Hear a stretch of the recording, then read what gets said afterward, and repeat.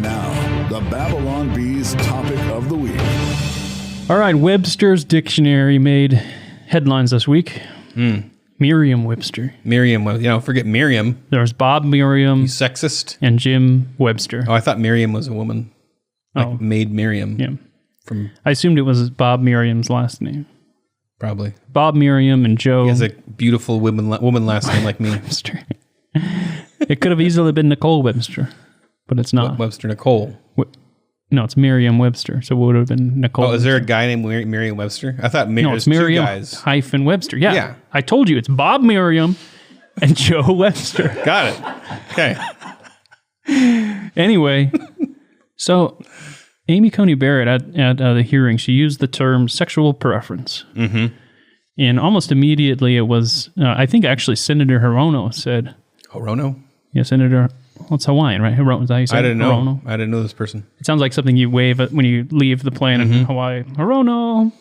Yeah. I don't know if that's what... Or that's... Mahalo. It's like their beer, yeah. Their beer? You put a little slice of pineapple in it, and it's Hirono. Is that what... Do they do that? No. I don't know. I was trying to make a Corona joke. Stupid. They're really stupid. It's one of those jokes I'm supposed to make quickly, and you just drive. And then I just keep talking. It's one of the ones where I'm supposed to not even hear you. Don't lock into it. Okay. Yeah. All right. Hirono, it's not beer.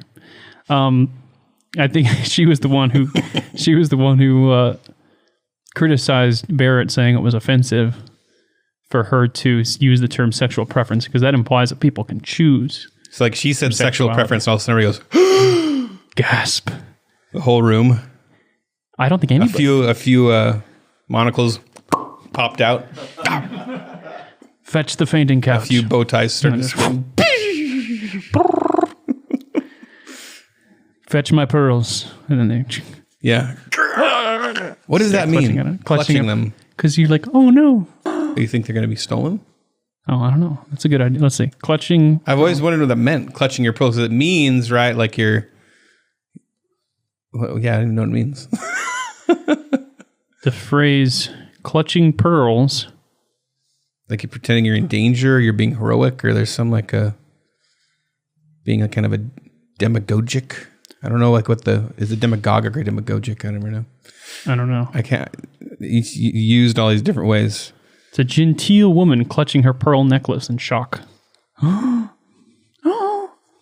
We'll get to the bottom of that later. I don't have the instinct of I don't have the instinct to do this though. To like if I get it's just it doesn't make sense to me. It's like covering your mouth. Okay. But it's like grabbing the pearls. Okay. So. Like you feel like you're going to get robbed. Yeah. So anyway, the basic feel was that they had nothing on Amy Coney Barrett. They had they weren't able to find any old high school yearbooks like with Kavanaugh where she wrote like, let's do the devil's triangle. They couldn't find any pictures of her like holding a bunch of beer kegs and walking into a frat party. I'm sure they looked. So they didn't have somebody to like be like, yeah, on a certain night, I don't have exact within this like range of time, Amy Coney Barrett. I don't know. Somebody to have some kind of story. Yeah. Gotta be something. But they couldn't find it. No, nothing. Nothing. Squeaky clean.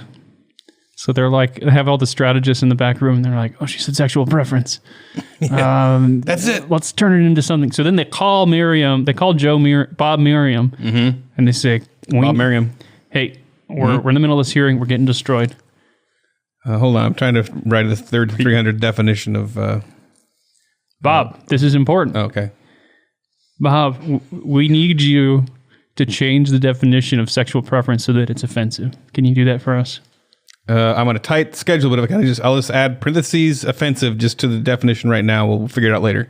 I wasn't asking. Okay. I'm on it. We're on it. That was me hanging up the phone. Jim, get on it. Get over there. Parentheses offensive. Yeah. Right. So then they they did, right? So then they that day. See, I already, because I didn't know the context of this story. I just saw you post that.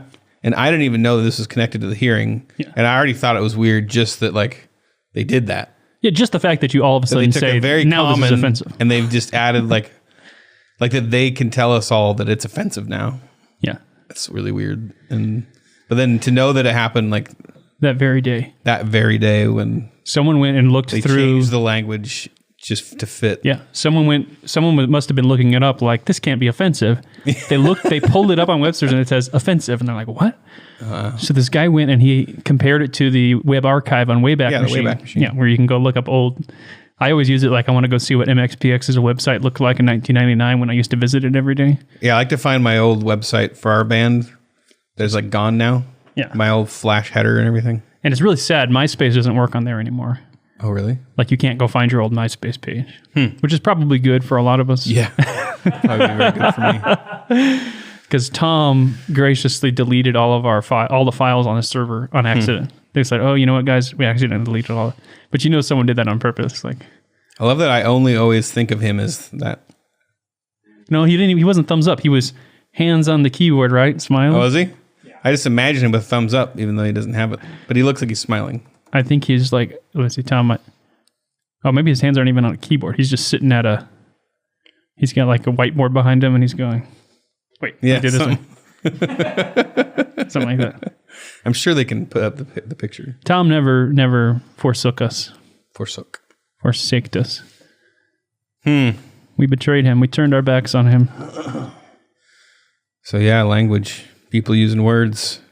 Irresponsible using words. That's what language is. That's what we're talking about right now. George Orwell. Every record has been destroyed or falsified. Every book rewritten. Every picture has been repainted.